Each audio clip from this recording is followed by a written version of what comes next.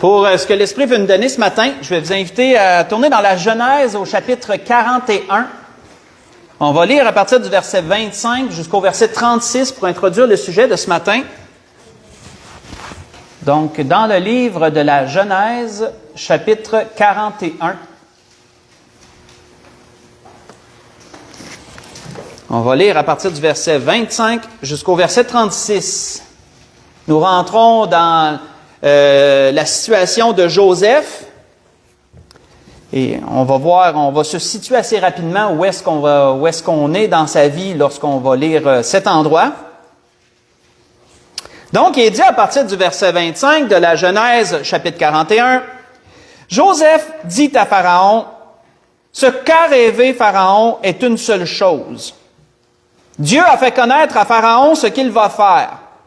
Les 7 vaches belles sont 7 années, et les 7 épis beaux sont 7 années. C'est un seul songe.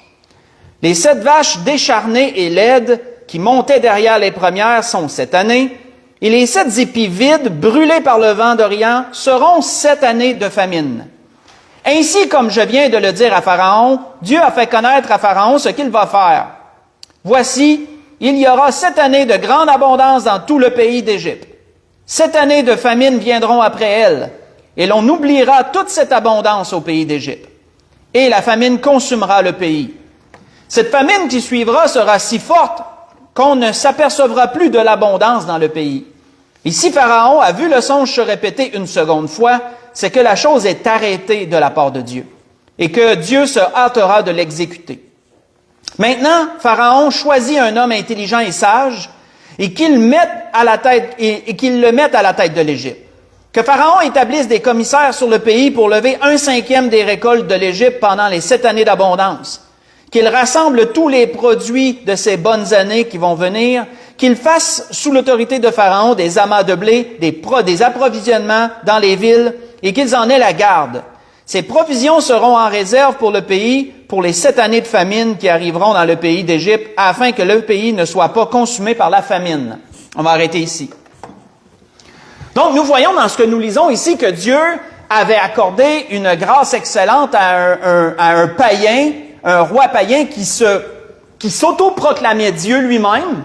Dieu lui avait donné une grâce excellente parce qu'il lui avait accordé la grâce de savoir ce qui allait se passer dans son pays pour l'avenir, sous forme d'un songe.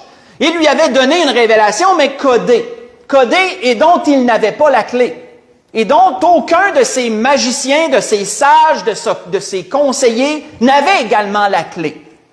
Et on sait que par le biais d'un homme qui avait côtoyé Joseph en prison, qui avait eu un songe, Joseph lui avait révélé son songe, et que là, il y en avait 2 en fait, il y en a un qui est mort, l'autre a repris sa position auprès du roi, et dans ce temps-là où le roi se demandait, le Pharaon, qui peut bien m'expliquer ce songe? Alors les chansons ont eu la vivacité d'esprit, son esprit s'est réveillé plutôt sur ce qui s'était passé en prison, et il a admis à Pharaon, il dit, il y a un homme qui a été capable de m'expliquer ces choses, et Pharaon a dit, mais faites-le quérir immédiatement pour voir s'il peut m'expliquer. Et nous savons que Joseph a été placé là par Dieu pour lui expliquer le songe, ainsi débarrer la clé de la prophétie, si je peux imaginer les choses comme ça, débarrer le livre de la prophétie, débarrer la prophétie en question avec la clé, l'explication.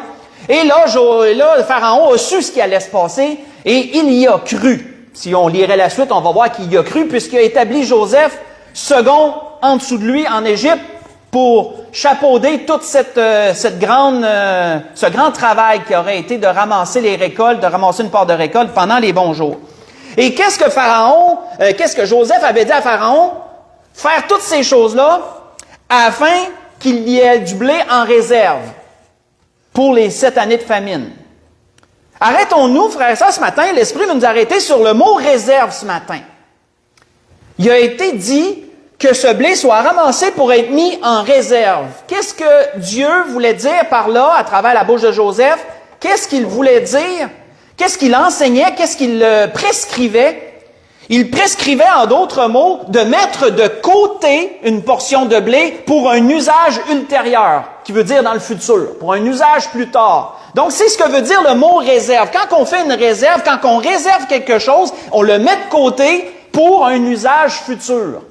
Et c'est ce que Joseph a prescrit par la sagesse de Dieu, c'est ce qu'il a prescrit à Pharaon de faire. Et quand que Pharaon il a entendu toutes ces choses, il a dit, ben trouverons-nous un homme aussi sage et intelligent que lui pour faire ce travail? Non, c'est lui qui va le faire. On voit que cette sagesse, ce principe de mettre quelque chose en réserve, est assez présent dans les Écritures. On voit entre autres, faites juste écouter, qu'un peu plus tard, lorsque le peuple a été délivré de l'esclavage de l'Égypte sous la tutelle de Moïse et qu'ils ont été amenés dans le désert, à parcourir le désert, à traverser le désert, et que là, ils se sont retrouvés dans le besoin, Dieu a fait tomber son pain du ciel, la manne, comme vous le savez. Et quelle a été la prescription de Dieu par rapport à ces choses? Faites juste écouter, parce qu'on va revoir ce principe apparaître. Il est dit, le 6e jour, ils ramassèrent une quantité double de nourriture, 2 homères pour chacun. Tous les principaux de l'Assemblée vinrent le rapporter à Moïse, et Moïse leur dit, « C'est ce que l'Éternel a ordonné. Demain est le jour du repos, le sabbat consacré à l'Éternel. Faites cuire ce que vous avez à cuire, faites bouillir ce que vous avez à faire bouillir, et mettez en réserve jusqu'au matin tout ce qui restera. » Ils le laissèrent jusqu'au matin, comme Moïse l'avait ordonné, et cela ne devint point infect, et il n'y eut point de verre. Et Moïse dit, mangez-le aujourd'hui, car c'est le jour du sabbat. Aujourd'hui, vous n'en trouverez plus dans les campagnes. Pendant 6 jours, vous en ramasserez, mais le 7e jour, qui est le sabbat, il n'y en aura point. Ce que je vous ai lu, c'est dans l'Exode, chapitre 16. J'ai lu du verset 22 jusqu'au verset 26. On peut voir encore là ce même principe revenir. Puisque Moïse avait averti le peuple, ramassez-en, mais juste qu'est-ce qu'il vous faut pour la journée, parce que si vous en ramassez plus, ça va pourrir. Et le peuple, comme de raison, ils ont testé ça, puis ils ont vu que ça pourrissait. Mais, qu'est-ce qui arrive, c'est que Dieu remettait en place le sabbat qui n'avait pas été reparlé depuis que Dieu s'était reposé le 7e jour. On ne le voit pas nulle part dans la Genèse que Dieu a prescrit le sabbat jusqu'à ce moment-là. C'est quelque chose que Dieu a ramené pour son peuple. Et donc, il leur dit, ben pour la journée du sabbat, ben la veille, ramassez-en au double, et mettez en réserve la portion. Mettez-la de côté, autrement dit. Mettez-la de côté pour l'utiliser le jour du sabbat. Et c'est ce qu'il fait. Et la réserve qu'il met de côté n'a pas pourri. Il n'y a pas eu de verre dedans. Parce que Dieu l'avait prescrit comme ça. Donc, on voit un peu que ce principe, Dieu l'a amené à plusieurs reprises. Et ça a été une sagesse de Dieu. Et quand ils l'ont appliqué, bien, ils s'en sont trouvés, je vous dirais qu'ils s'en sont trouvés bien. Mais là, moi, je me disais, quand l'Esprit m'amenait dans cela, me donnait ces exemples, je me disais, Seigneur, oui, c'est sage de mettre de côté des choses, parce qu'on ne sait jamais de quoi l'avenir est fait. Donc oui, c'est une sagesse de Dieu de mettre de côté certaines choses pour l'utiliser éventuellement en cas de besoin. Mais où tu veux nous amener avec ça, Seigneur? Moi, ma question, pensez pas que quand l'Esprit révèle des choses, ne pensez pas que j'ai toute l'histoire en tête en partant, là. Non, des fois, moi, tout, là, je patauge, puis je cherche, puis je veux comprendre, puis... Mais après ça, l'Esprit m'a amené une question, et là, j'ai compris vers où l'Esprit voulait s'en aller. Dieu, est-ce qu'il met des choses en réserve, lui? C'est une question intéressante, hein? L'Esprit m'a amené ça. Est-ce que Dieu fait des réserves, lui aussi? Est-ce que Dieu met des choses en réserve? Et étonnamment, oui. Ben, la Bible le décrit comme ça, du moins. Et on va explorer ça ce matin. Qu'est-ce que Dieu met en réserve? On comprend le principe. Maintenant, regardons ce que Dieu fait avec ça. Est-ce que Dieu met des choses en réserve? Allons dans Psaume 31, premièrement. Et on va voir que oui, il y a certaines choses qui nous est dit que Dieu a en réserve. Et c'est particulier. On va aller premièrement dans le Psaume 31, voir l'une de ces choses. Des choses que Dieu a en réserve.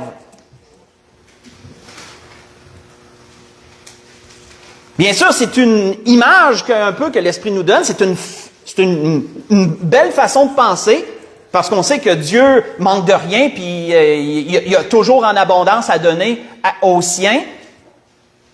Donc, Dieu n'a pas besoin de mettre de côté des choses par peur d'en manquer éventuellement. Mais vous allez voir dans quel principe l'Esprit amène cela. Dans quel principe aussi c'est écrit par rapport à Dieu. Dans le Psaume 31.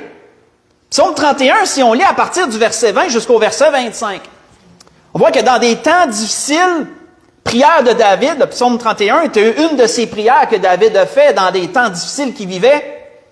Et il dit à partir du verset 20, il dit « Ô combien est grande ta bonté, que tu tiens en réserve, on va revenir là-dessus, que tu tiens en réserve pour ceux qui te craignent, que tu témoignes à ceux qui cherchent en toi leur refuge, à la vue des fils de l'homme. Tu les protèges sous l'abri de ta face contre ceux qui les persécutent, tu les protèges dans ta tente contre les langues qui les attaquent. Béni soit l'Éternel, car il a signalé sa grâce envers moi comme si j'avais été dans une ville forte. Je disais dans ma précipitation, je suis chassé loin de son regard. Oui, dans notre précipitation, on peut parfois dire bien des choses, hein? Même David l'avoue que dans sa précipitation, ça veut dire quoi? Ça veut dire, avant de commencer à méditer, là, sous l'effet sous l'émotion, sous le coup du moment, il se dit, je suis chassé de ton regard, hein? Je dis dans ma précipitation, mais tu as entendu la voix de mes supplications, disait-il, quand j'ai crié vers toi. Aimez l'Éternel, vous qui avez de la piété. L'Éternel garde les fidèles et il punit sévèrement les orgueilleux. Fortifiez-vous et que votre cœur s'affermisse, vous tous qui espérez en l'Éternel. On va arrêter ici, c'est la fin du psaume. On voit que dans ces nombreuses épreuves que David a eues, et ce psaume, quand on fait les recherches, a été écrit après sa fuite de devant Saül. Lorsque David a vécu de se faire pourchasser par un roi qui en voulait à sa vie, qui était jaloux de lui, lorsque David a vécu des trahisons, parce que quand David se rendait dans une ville, après ça, la première chose qu'il sait, c'est qu'il devait fuir parce que la ville avertissait le roi qu'il était rendu là, et donc le roi s'en venait, et là, il savait, et là, il fallait qu'il fuye ailleurs. Il se faisait trahir par les gens comme ça périodiquement. Aussi que jusqu'à temps qu'il a dû aller se réfugier chez ses ennemis, les Philistins, pour enfin avoir la paix, si on peut dire. Et même là, les Philistins complotaient dans son dos parce qu'il y a une partie qui ne l'aimait pas.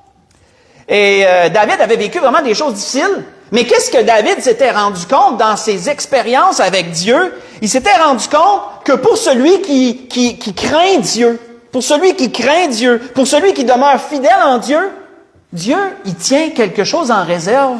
Il tient sa bonté en réserve. Autrement dit, c'est que dans les temps de besoin, il y aurait de la bonté en provision, qu'il y aurait de la bonté de la part de Dieu qui serait disponible.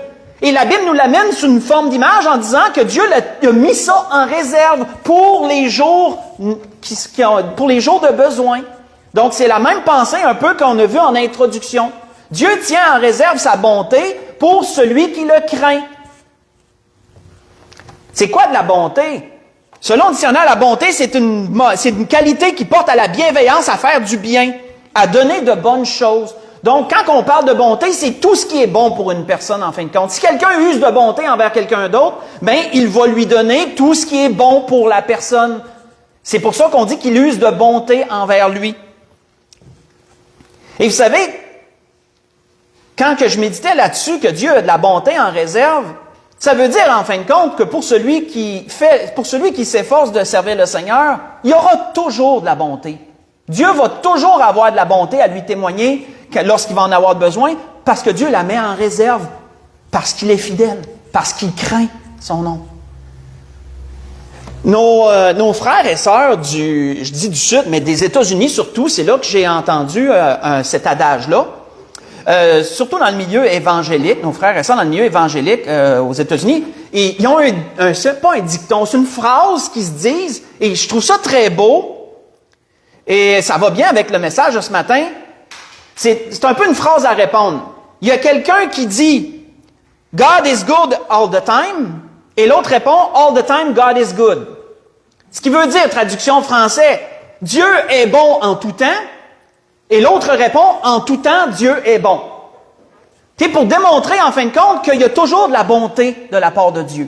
Il y a toujours de la bonté en réserve de la part de Dieu. Donc, c'est une phrase qu'on devrait apprendre, que Dieu est bon en tout temps et qu'en tout temps, Dieu est bon. Qu'autrement dit, peu importe ce qui survient, on devrait toujours avoir dans l'esprit que Dieu est bon. Que Dieu est bon envers nous, peu importe ce qui survient. Et comprenons, frères et sœurs, que David, quand il disait ces choses,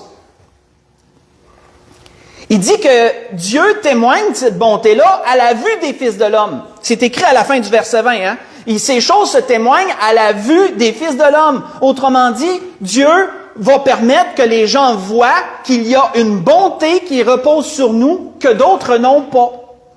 C'est pour ça que parfois, certains peuvent demander « Pourquoi ça va bien pour toi? » ou « Me semble que tu as de l'air tellement en paix » ou « Me semble que tu as de l'air ci ou tu as de l'air ça. » C'est parce que les gens voient une différence et ça fait partie de la bonté que Dieu tient en réserve pour les siens. On voit que un jour, un prophète du nom de Jérémie a parlé au peuple d'Israël et c'est un reproche qu'il leur a fait. Et faites juste écouter pourquoi, qu'est-ce qu'il a voulu leur dire dans ce reproche-là.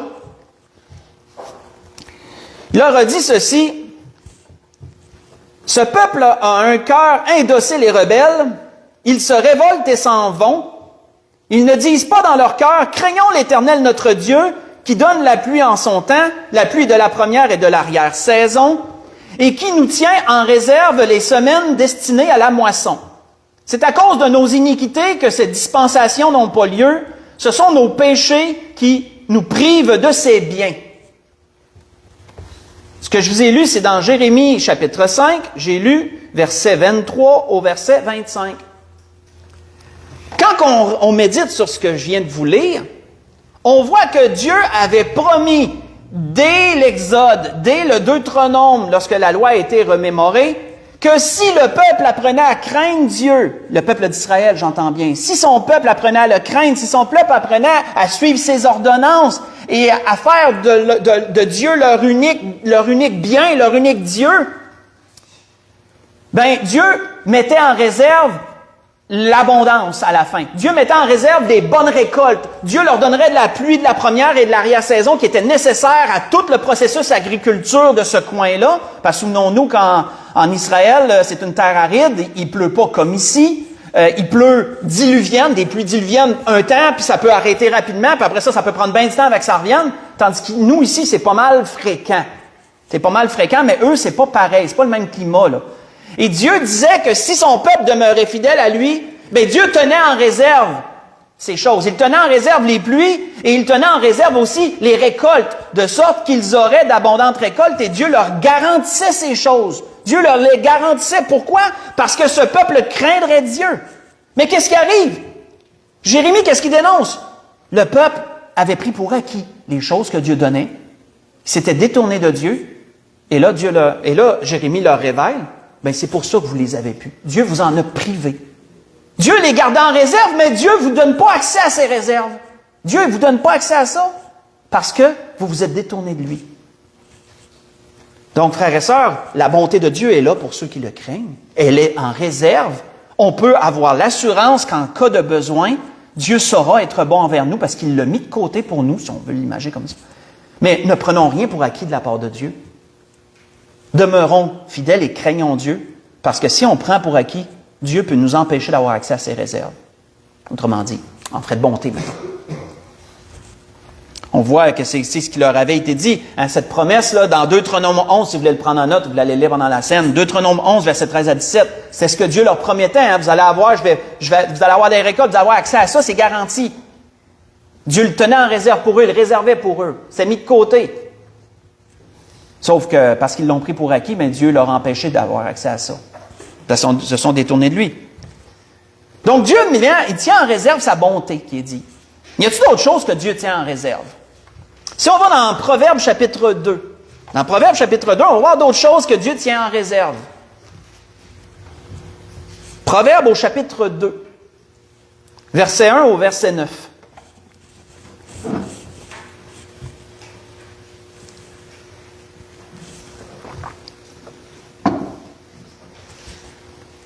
Proverbe chapitre 2, verset 1 au verset 9.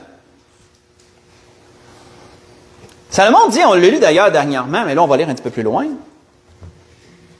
Salomon a dit, mon fils, si tu reçois mes paroles, et si tu gardes avec toi mes préceptes, si tu rends ton oreille attentive à la sagesse, et si tu inclines ton cœur vers l'intelligence, oui, si tu appelles la sagesse, et si tu élèves ta voix vers l'intelligence, si tu la cherches comme l'argent, si tu la poursuis comme un trésor, alors tu comprendras la crainte de l'Éternel et tu trouveras la connaissance de Dieu.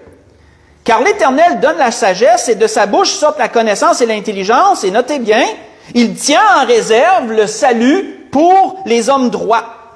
un bouclier pour ceux qui marchent dans l'intégrité, en protégeant les sentiers de la justice et en gardant la voie de ses fidèles. Alors tu comprendras la justice, l'équité, la droiture, toutes les routes qui mènent au bien. On va arrêter ici. Ici, il nous est dit, Dieu tient en réserve le salut pour les hommes droits.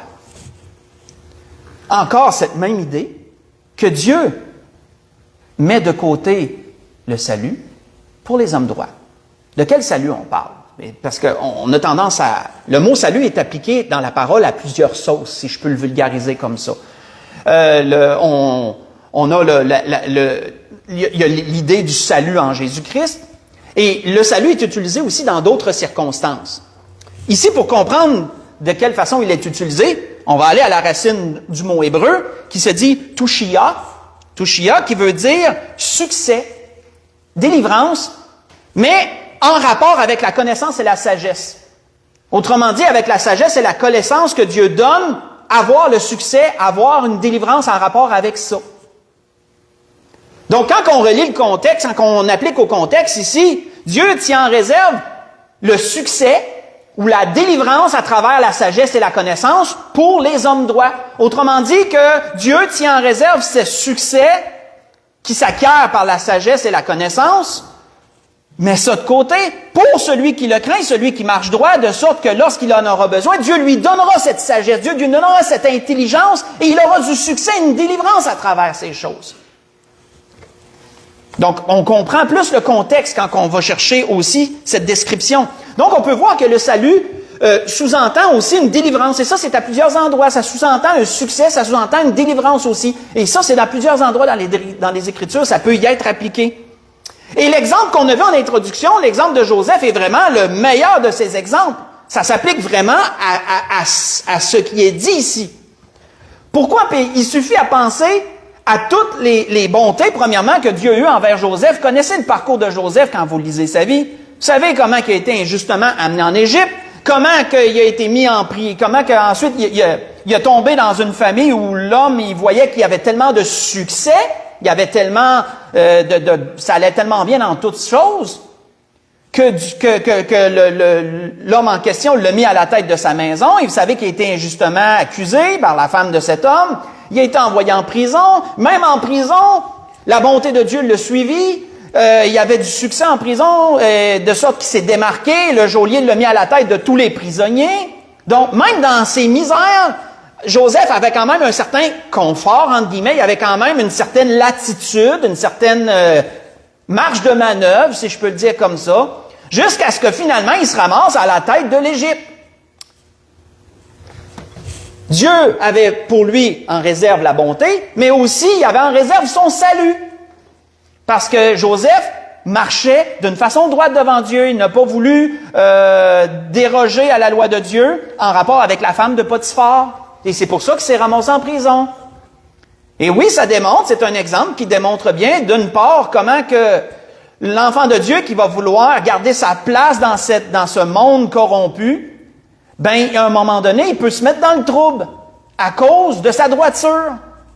Mais devons-nous être laxistes sur notre droiture de peur de se mettre dans le trouble? Absolument pas. Au contraire. Au contraire. Si c'est pour Dieu qu'on se met dans le trouble, ben, gloire à Dieu. Il faut le voir comme ça. Gloire à Dieu. Et Dieu aura en réserve son salut. Dieu met en réserve son salut pour les hommes droits. Ce sont des choses que Dieu tient de côté. On voit que il y a d'autres choses aussi que Dieu tient en réserve. Mais ce n'est pas nécessairement bon, cette fois-ci.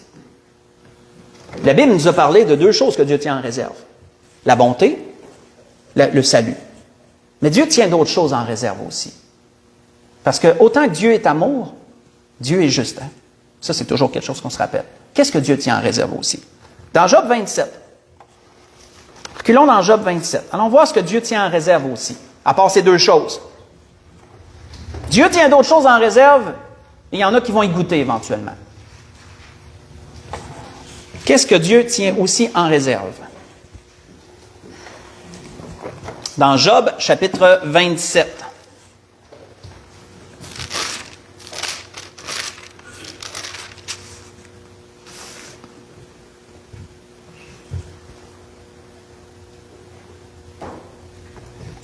Ce sera pas bien long.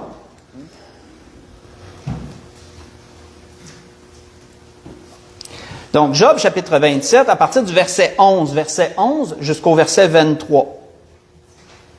Job, chapitre 27, verset 11 au verset 23. C'est un principe qu'on retrouve beaucoup dans le livre de Job, ce qu'on va voir. Donc, là, c'est Job qui parle. Il dit, je vous enseignerai les voies de Dieu. Il dit ça à ses amis. Je vous enseignerai les voies de Dieu. Je ne vous cacherai pas les desseins du Tout-Puissant. Mais vous les connaissez et vous êtes d'accord. Pourquoi donc vous laissez aller à de vaines pensées? Voici la part que Dieu réserve aux méchants. Voici la part que Dieu réserve aux méchants. L'héritage que le Tout-Puissant destine à l'impie. S'il a des fils en grand nombre, c'est pour le glaive. Ses rejetons manquent de pain. Ceux qui échappent sont enterrés par la peste et leurs veuves ne les pleurent pas. S'il amasse de l'argent comme la poussière, s'il entasse les vêtements comme de la boue, c'est lui qui entasse et c'est le juste qui se revêt. C'est l'homme intègre qui a l'argent en partage. Sa maison est comme celle que bâtit la teigne, comme la cabane que fait un gardien. Il se couche riche, il meurt dépouillé. Il ouvre les yeux et tout a disparu. Les terreurs le surprennent comme des eaux. Un tourbillon l'enlève du milieu de la nuit. Le vent d'Orient l'emporte et il s'en va. Il l'arrache violemment de sa demeure. Dieu lance sans pitié des traits contre lui et le méchant voudrait fuir pour les éviter. On bat des mains à sa chute et on le siffle à son départ. Autant, frères et sœurs, que Dieu peut tenir en réserve de bonnes choses, Dieu tient en réserve aussi le jugement. Dieu a un jugement réservé, mis de côté, pour un temps précis. Si vous les lisez pendant la semaine, on voit qu'un de ses amis, Tsophar de Naaman, il en parle aussi dans Job 20, versets 5 à 29. Mais ça, c'est pour aller le lire pendant la semaine si vous le désirez. Dans Job 20, verset 5 jusqu'au verset 29. Mais s'il y a une chose, frères et sœurs, que la Bible nous démontre que Dieu tient en réserve, c'est le jugement. Et c'est pour ça, frères et sœurs, que Dieu doit être craint. Et entre autres choses, c'est pour ça que Dieu doit être craint. On voit que même l'apôtre Pierre en parle. Faites juste écouter, même l'apôtre Pierre en parle de cela. Pierre disait quoi? Ils, en parlant du monde, ils veulent ignorer, en effet, que des cieux existèrent autrefois par la parole de Dieu, ainsi qu'une terre tirée de l'eau et formée par le moyen de l'eau, et que par ces choses, le monde d'alors périt submergé par l'eau. Mais, par la même parole, les cieux et la terre d'à présent sont gardés et réservés pour le feu, pour le jour du jugement et de la ruine des hommes impies. Je vous ai lu dans 2 Pierre 3, j'ai lu verset 5 au verset 7. La terre d'alors, cette terre-ci, est réservée pour le feu. Dieu a un jugement de réservé pour la terre. À cause de quoi? Parce que le péché s'en vient à son comble et que ces choses deviennent sans remède. Et lorsque les choses deviennent sans remède, le jugement de Dieu est certain. Comme il a été dit au temps de Pharaon, il est arrêté de la part de Dieu. Et si c'est arrêté, ça ne reviendra pas de bord. Ça ne reviendra pas de bord. On voit que Job, un peu plus tard, a été interrogé par Dieu. Et Dieu lui révèle, mais Job ne pouvait pas voir l'ensemble de ce que Dieu lui révélait, mais l'Esprit va nous le montrer ce matin.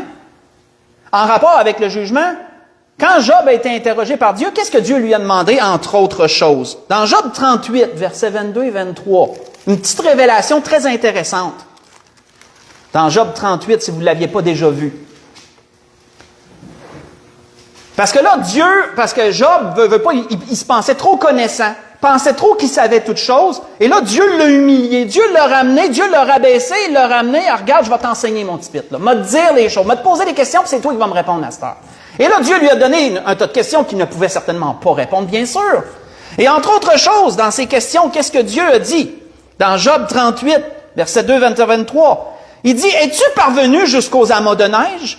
As-tu vu les dépôts de grêle que je tiens en réserve pour les temps de détresse, pour les jours de guerre et de bataille? » Est-ce que ça vous dit quelque chose, ça? Dieu pose cette question à Job. As-tu vu les dépôts de grêle que je tiens en réserve pour les jours de bataille? De quoi parlait-il? Quand vous lisez l'Apocalypse, vous comprenez de quoi il parle. Parce que dans l'Apocalypse, la grêle, il va en tomber. Et c'est même prophétisé. Apocalypse 8, verset 7. Apocalypse 11, verset 19.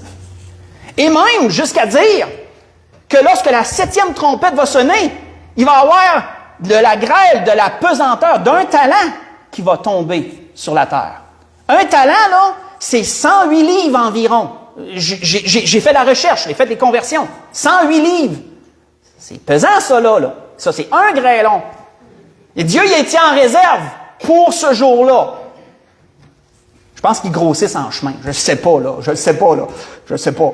Mais c'est pour dire que Dieu tient en réserve même les dépôts de grêle pour les jours de bataille, les jours de jugement. C'est quelque chose quand même. On peut voir, frères et sœurs, à travers de ce que l'Esprit a voulu nous dire ce matin, que Dieu doit être craint. Que même si parfois Satan amène l'idée que de servir Dieu sert à rien, que de servir Dieu nous donne rien de plus, qu'il n'y a aucun avantage, on a entendu ça dernièrement, qu'il ne semble pas avoir aucun avantage à servir Dieu, ne nous laissons pas berner par cette fausse pensée.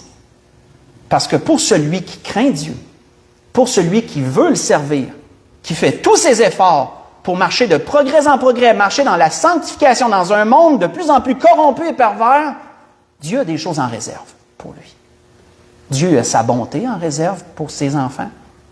Dieu a son salut en réserve pour eux. Et pour ceux qui croient qu'il ne se passe rien, Dieu a un jugement en réserve pour ces gens-là. Et on sait qu'avec Dieu, lorsque le moment arrive, il ne tarde pas dans ce qu'il fait, lorsque le temps est arrivé, bien sûr. Parce que certains pensent que les choses tardent, parce qu'il ne se passe rien, mais il se passe quelque chose. C'est juste qu'il y en a qui ne le voient pas, c'est dans l'aveuglement. Là. Mais quand ça arrive, Dieu fait promptement justice. Je vous réfère dans Luc 18, qu'est-ce qui était dit vers la fin. Dieu fait promptement justice. Et le salut de ses enfants sera le jugement des autres. Parce que c'est toujours à travers des jugements que Dieu apporte la délivrance. Ça démontre un peu, comme il est dit dans Malachie, dans les derniers chapitres. Dans le dernier chapitre, je ne pourrais pas vous dire le verset exact, qu'il y a un temps qui va se démarquer où on va voir de nouveau la différence entre celui qui sert Dieu et celui qui ne le sert pas. Dieu a de belles choses en réserve pour les siens. Donc, ne nous lassons pas de faire le bien, comme il est dit dernièrement, on a dit. Ne nous décourageons pas, même si tout pourrait porter à se décourager. Craignons Dieu, demeurons-lui fidèles, parce que Dieu a de belles choses en réserve pour les siens, dans cette vie-ci. Mais on va conclure, parce que Dieu a de belles choses aussi en réserve dans l'éternité pour les siens. Et c'est là qu'on va aller pour conclure, dans Éphésiens 1, pour conclure ce que l'Esprit a voulu nous dire ce matin. Dans Éphésiens 1. Éphésiens chapitre 1, on va lire du verset 15 au verset 19. Qu'est-ce que Dieu a aussi en réserve pour les siens?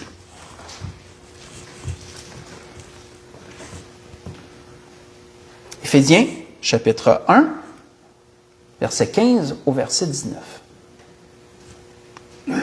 L'apôtre Paul avait écrit à cette belle église, qui est l'église d'Éphèse, il avait écrit « C'est pourquoi, moi aussi, ayant entendu parler de votre foi au Seigneur », là je suis dans Éphésiens, chapitre 1, je suis en train de lire le verset 15, donc, ayant entendu parler de votre foi au Seigneur Jésus et de votre amour pour tous les saints, chose que nous devons avoir, je ne cesse de rendre grâce pour vous. Je fais mention de vous dans mes prières, afin que le Dieu de notre Seigneur Jésus-Christ, le Père de gloire, vous donne un esprit de sagesse et de révélation. Référé au salut là, qui a été mentionné dans les Proverbes, là, vous avez un bon exemple de ça ici. Là. Dans sa connaissance, qu'il illumine les yeux de votre cœur pour que vous sachiez quelle est l'espérance qui s'attache à son appel, quelle est la richesse de la gloire de son héritage qu'il réserve aux saints, quelle est envers nous qui croyons l'infinie grandeur de sa puissance se manifestant avec efficacité par la vertu de sa force. On va arrêter ici. Un héritage réservé aux saints. Pour ceux qui craignent Dieu, pour ceux qui espèrent en lui. Ici-bas, Dieu réserve sa bonté. Ici-bas, Dieu réserve son salut. Mais dans l'éternité, Dieu réserve son héritage aussi. Donc, comme nous le voyons, frères et sœurs, il y a toutes les raisons du monde de s'attacher à Dieu et de croire dans toutes ces choses, à ces belles promesses. Et Pierre appuyait ces dires de l'apôtre Paul. Pierre appuyait ses dires en disant qu'on a un héritage qui ne peut ni se corrompre, ni se souiller, ni se flétrir. Il vous est réservé dans les cieux, disait-il. Dans 1 Pierre 1, verset 4. La grâce que je nous souhaite à tous, frères et sœurs, à travers ce que l'Esprit a voulu nous dire ce matin. Dieu a de bonnes choses en réserve pour les siens. Donc, ne désespérons pas. Si nous vivons des choses difficiles, prions le Seigneur. Seigneur, tu as de la bonté en réserve pour moi, tu me l'as promis. Seigneur, donne-moi de m'appliquer davantage à faire ta volonté pour que j'aie accès à ces belles réserves que tu as pour moi. Dieu a son salut en réserve. Et souvenons-nous qu'il y aura un jour un jugement. Si, comme on a parlé en introduction, avant l'Assemblée, si nous nous sentons comme Lot qui était continuellement tourmenté dans tout le mal qu'il côtoyait, souvenons-nous que Dieu a un jugement qui s'en vient. Il est réservé. Il est là, il attend son temps. Puis Dieu va l'appliquer. Ça ne devrait pas nous réjouir, bien sûr, que le monde tombe en jugement. Au contraire, ça devrait nous attrister.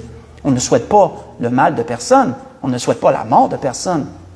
Comme Dieu dit, je ne souhaite pas la mort du pécheur, comme il disait Ézéchiel, je ne souhaite pas la mort du pécheur. Je souhaite qu'il se repente et qu'il vive plutôt.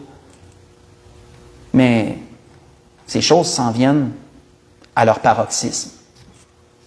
Et l'Esprit a voulu nous faire parcourir tout cela ce matin, nous encourager dans un sens en même temps. Démontrer, comme il est dit, levez vos têtes, votre délivrance est proche. Demeurons fidèles au Seigneur. C'est ce que l'Esprit a voulu nous dire ce matin. On peut se lever pour un dernier cantique.